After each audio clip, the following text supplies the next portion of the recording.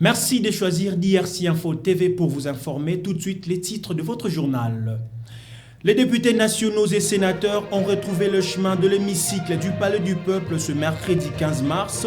Une rentrée parlementaire en cette période où le pays fait face à plusieurs défis, dont la poursuite du processus électoral et le rétablissement de la paix dans la partie est du pays. La situation préoccupante en Ituri, les coordonnateurs humanitaires de l'ONU en RDC, Bruno Le Marquis, rassurent les gouverneurs militaires de leur implication pour assister des milliers de déplacés de cette province. Nous sommes mercredi 15 mars 2023 à Kinshasa, capitale de la République démocratique du Congo. Et c'est un nouveau journal sur votre chaîne DRC Info Télévision. Je l'ai dit dans le sommaire, les députés nationaux et sénateurs ont retrouvé le chemin de l'hémicycle du Palais du Peuple ce mercredi 15 mars 2023. Une rentrée parlementaire à cette période où le pays fait face à plusieurs défis, dont la poursuite du processus électoral et le rétablissement de la paix dans la partie est du pays. Georges Mapoko pour le détail. La session ordinaire de mars 2023 a ouvert ses rideaux ce mercredi 15 mars dans les deux chambres du Parlement RD congolais. Au Sénat et à l'Assemblée nationale, on est conscient du travail que la population attend de ses élus. Dans leurs allocutions, Modeste Bahati Lukwebo et Christophe Mbosonko Diapwanga, respectivement présidents du Sénat et de l'Assemblée nationale, ont passé au peigne fin la situation générale du pays. La guerre dans l'Est, plus précisément au nord Kivu et en Ituri, mais aussi dans la province du Kwango, où les tribus Teke et Yaka s'entretuent, paraissent comme priorité des parlementaires pour un retour de la paix nécessaire à la vie harmonieuse en vue de la tenue pacifique des élections crédibles et démocratiques en décembre prochain. S'agissant des tueries entre Teke et Yaka, Christophe Mbosso révèle qu'il s'agit d'un mouvement insurrectionnel, donc une milice nommée Mobondo, à qui il a demandé de mettre un terme à ces actes ignobles. Côté politique, le parachèvement de l'identification et l'enrôlement des électeurs, avec à l'arrivée l'adoption de la loi sur la répartition des sièges, reste aussi une urgence pour les parlementaires. Le contrôle parlementaire ne doit pas être oublié. Sans complaisance, les députés et sénateurs sont appelés à sanctionner les prédateurs de l'argent du peuple. Bienvenue à la session de mars 2023 de tous les enjeux qui vivra verra. Déploiement de troupes angolaises sur le sol congolais, on en parle encore dans ce journal. Pour les idées de Martin Fayoulou, ce déploiement doit être fait au plus vite possible car l'Angola est un vrai ami. Suivez Jonathan Moudiangou, l'un des communicateurs numériques de l'ECD, s'exprime au micro de Nancy Chimoneka. En 2020, je crois bien au mois de juin, le président Martin Fayoulou avait proposé que nous puissions signer un partenariat gagnant-gagnant avec l'Angola. Parce que au fur et à mesure nous voyons les choses, seul l'Angola peut nous porter quelque chose de bien. Parce que l'Ouganda, le Rwanda et le Burundi sont nos agresseurs. On ne peut pas compter sur eux.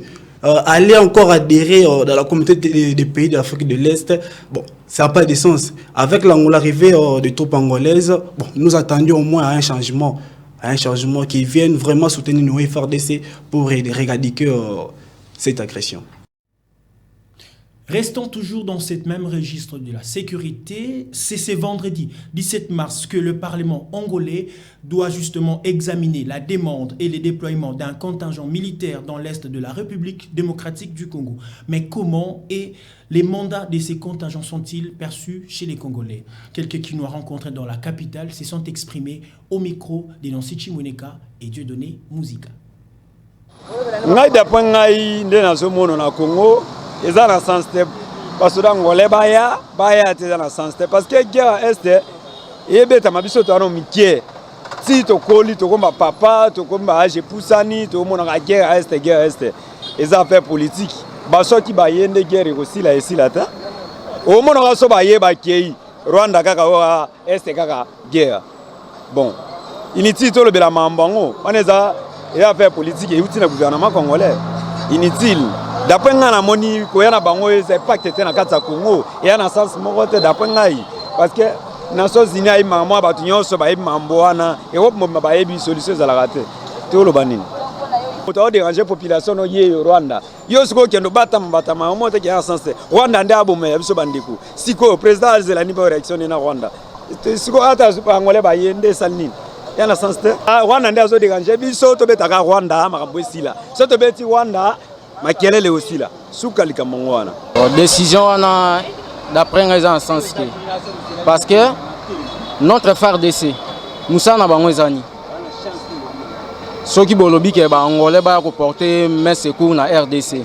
Ça montre que non, les soldats sont capables de faire rebondir Rwandais. On est capable de tout. Rwandais, Angolais, va porter ni. Ils ont une guerre mort boé, to banda ko kango kala. Si le les ala kaka. Ba benga ki ba Soudanais ba ki ba sali. Ba mercenaires américains ba salini. Nde ba Rwandais ba ko couper sa solution na makambo izole kana est. Non. Donc batika FARDC formation ya FARDC sala ki yango contenir ba guerre pour na ko défendre mboka na. Tant bazo benga ba soutien permet ça montre que biso toza makasi te na makambo etali nini guerre. Biso moko to bunda na Rwanda wana M23 na Rwanda to bunda na bango esika to kosuka nde appuyer to mona Russie na Ukraine aussi bio dégâts ça connaît belé chaque jour babundaka bitu mais c'est déjà une année bon ya biso sali des années solution exacte ezakaka o bangolais bazoya après bangolais ba mususu bakoya ça ne sert à rien biso moko to bunda biso moto kuna sikane to kosuka to ngoni ke to suki soki est kuna ko bibilanga café wana nde bangolais wana na bapuya batu mususu o bakoya mais pour le moment biso mono FARDC babunda ils moi passe parce que mboka oyo ba do ba pays voisin nyonso ya RDC bando banga ngo makasi na makambo etali armement toza pays moko te ke toko senga force libanda loka bangola baya ko ide makambo oyo eza ya biso te makambo wana eza politique oyo ezo wita na niveau likolo bazo jouer ka esprit ya bato même ata ba soda ngole baye eko apporter ka keloko moko te parce que makambo ngo banda kala toyeba ke bango kuna bayebelo bawelela kaka bawelela bayiba bazana bezo yiba mais via bato batiko boma bato parce que ba kufa kuna ba ka bandiko na biso ata ba soda ngole baye eko sisa makambo bitumba este te solution ezakaka ba politique na biso bango moko bayokana. Lundi 13 mars, dans la soirée, une lueur ardente a été observée au sommet du volcan Nyamulagira, situé dans la province du Nord Kivu. Les données scientifiques ont révélé que s'il y aura écoulement de larves, il s'orienterait dans le parc national de Virunga. Sur ce, le gouvernement provincial du Nord Kivu, par l'entremise de son porte-parole, appelle la population de ce coin au calme car la province n'est pas en danger. Suivez. Son Excellence, Monsieur le gouverneur militaire du Nord Kivu, le lieutenant-général Ndima Komba Constant, porte à la connaissance de la population de Goma et des environs que le lundi 13 mars 2023, à partir de 18h temps local, les services spécialisés de l'Observatoire volcanologique de Goma OVG en cycle lui ont fait part d'une activité des magmas à de faibles profondeurs vers le cratère central du volcan Nyamulagira. Les données scientifiques antérieures de cet outil de surveillance avaient relevé le fait que si écoulement de lave il y aura, celle-ci s'orienterait dans le parc national de Virunga. Pour ce faire, l'autorité provinciale appelle la population au calme et à vaquer librement à ses occupations car la ville de Goma n'est pas en danger. Elle rassure cependant que l'OVG poursuit son observation sur terrain et à partir de son réseau de surveillance. Toutefois, le gouverneur de province recommande l'observation des mesures d'hygiène concernant le lavage des légumes car les produits volcaniques tels que le cendre et des scories peuvent retomber dans les zones habitées consécutivement à cette activité dans le cratère. Faite à Goma, le 14 mars 2023. Corneille Nangaa ne peut pas se comparer à Denis Kadima. Une déclaration de Didi Manara, deuxième vice-président de la CENI, qui réagissait justement aux récents propos de l'ancien président de la centrale électorale congolaise, qualifiant d'amateur le travail qu'abat l'actuelle équipe dans le processus d'enrôlement et identification des électeurs. Détail, Georges Mapoko. Lors de son point de presse tenu mardi 14 mars au siège de la CENI à Kinshasa, Didi Manara Linga, deuxième vice-président de cette institution, revenant sur le processus d'identification et d'enrôlement des électeurs en cours, a à cette occasion rétorqué aux déclarations médiatiques de Corneille Nangaa. Pour lui, l'ancien président de la CENI ne peut pas s'ériger en donneur de leçons aujourd'hui car ayant laissé plusieurs cadavres dans le placard. Manara a mis à nu la gestion catastrophique du prédécesseur de Denis Kadima, de l'infériorité de chiffres s'agissant du nombre des enrôlés alors qu'il en avait pris plus de temps, en passant par la mauvaise gestion immobilière jusqu'à la précarité des conditions de traitement des agents et cadres de la CENI. Nangaa n'a pas fait mieux comme il prétend, s'il faut résumer Didi Manara, qui a prévenu par ailleurs Corneille Nangaa que l'équipe Kadima va répliquer désormais si de telles déclarations ternissant son image continuaient dans les médias. Pour rappel, Corneille Nangaa, ancien président de la CENI, qui s'est déclaré aussi candidat à la prochaine présidentielle, a au cours d'une émission dans un média de la place fustigé le processus d'enrôlement et d'identification des électeurs en cours, traitant par exemple de mensonges le nombre d'enrôlés évoqué par l'équipe actuelle de la CENI.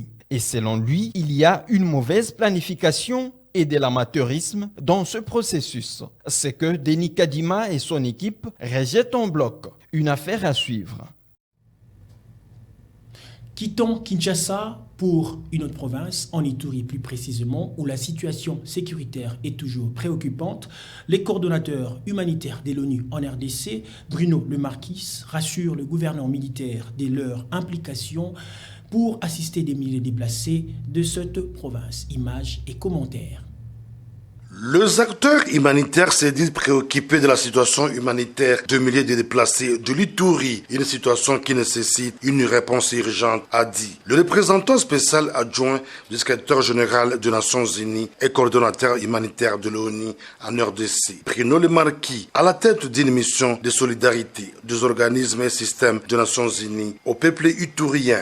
C'était à l'issue d'un échange ce lundi avec le gouverneur militaire de l'Ituri. Il y a assez d'inquiétudes compte tenu des derniers développements en Ituri sur la situation humanitaire, les derniers événements. Donc il y a eu beaucoup de personnes déplacées en plus. Le nombre de déplacés a encore augmenté, le nombre de déplacés qui est déjà très élevé avec 1,5 million et encore plus élevé. Il y a des difficultés d'accès. Et puis, donc la situation humanitaire en Ituri, et puis beaucoup d'attention en ce moment en RDC qui est donnée sur la crise humanitaire autour de Goma, à cause de la situation liée au M23. Donc c'est une visite un peu de solidarité, mais aussi de voir qu'est-ce qu'on peut faire en plus pour appuyer en tant qu'humanitaire les autorités ituriennes et les populations ituriennes pour faire le maximum pour que ça reste sur le radar de nos actions. Occasion pour le lieutenant général Luboyanka Johnny de rassurer les acteurs humanitaires de la détermination du gouvernement d'imposer la paix sur l'ensemble de l'Ituri avec l'approche militaire et non militaire, question de permettre aux déplacés de regagner leur milieu d'origine où à ce jour plus de 600 000 retournés sont déjà identifiés. Signalons que pour l'année 2023, le plan humanitaire attend mobiliser 2,25 milliards de dollars américains pour les 3 provinces de l'Est estimées à plus de 10 millions de déplacés. Longtemps exposée aux mauvaises conditions de travail, la population marchande du marché central de Bunia ont exprimé leur satisfaction pour le résultat palpable du projet de la modernisation du dit marché. C'était à l'occasion de l'inauguration du pavillon de la friperie, présidé ce lundi 13 mars par le maire policier de la ville de Bunia. Reportage Sarah Mugisa. À chaque saison, son histoire. Vendre tranquillement sous cette pluie battante au marché central de Bunia est une histoire propre à l'état de siège. La mairie de la ville de Bunia, dont la gestion rationnelle de l'administration militaire de l'Ituri, a finalement mis fin aux mauvaises conditions de travail auxquelles était exposé le marchand depuis l'époque coloniale dans ces marchés grâce au projet de la modernisation exécuté dans un laps de temps à la grande satisfaction de la population marchande. Vraiment, tunasalie ile kazi ya chef, tunafélicité parce que tulikuwa nasongwa sana. Mais pour le moment kisi munaona déjà espace iko, tunasema vraiment félicitations ku maire de ville na ku administrateur wa marché. Tunafélicité kazi yabo vraiment. Tunashukuru, tunafurahi sana kwa kazi yenye maire de la ville nafanyizia sie. Venu pour inaugurer le dernier pavillon de la friperie, le maire de la ville de Bunia, le commissaire supérieur principal Chawini Wamigo John, donne les détails du dit projet. Je suis venu aujourd'hui mettre les pavillons construits à la disposition des marchands. Auparavant, on avait fait 41 pavillons. Maintenant, on a construit encore 9, ça fait 50 pavillons. Les 41 pavillons avaient coûté 69 millions de francs congolais et d'autres ont coûté 39 millions de francs congolais. Notons qu'au-delà de cette modernisation, le marché de Bunia vient également de bénéficier d'un renforcement de sécurité grâce à l'équipe de brigade affectée par la mairie présentée par le maire policier à la dite cérémonie. Reportage signé Sarah Mugissa sur DRC Info Télévision. C'est la fin de cette édition, mais avant de nous quitter, voici le principal titre à retenir. Les députés nationaux et sénateurs ont retrouvé le chemin de l'hémicycle du Palais du Peuple ce mercredi 15 mars. Une rentrée parlementaire en cette période où le pays fait face à plusieurs défis dans la poursuite du processus électoral et le rétablissement de la paix dans la partie est du pays. La situation préoccupante en Ituri, les coordonnateurs humanitaires de l'ONU en RDC, Bruno Le Marquis, rassure les gouverneurs militaires de leur implication pour assister des milliers de déplacés de cette province. Voilà, c'est tout pour le titre de votre journal. Merci de nous avoir suivis. Surtout, n'oubliez pas de vous abonner sur notre chaîne DRC Info Télévision et aussi activer la cloche des notifications pour ne rien rater. Quant à moi, je vous dis merci et bonne soirée chez vous.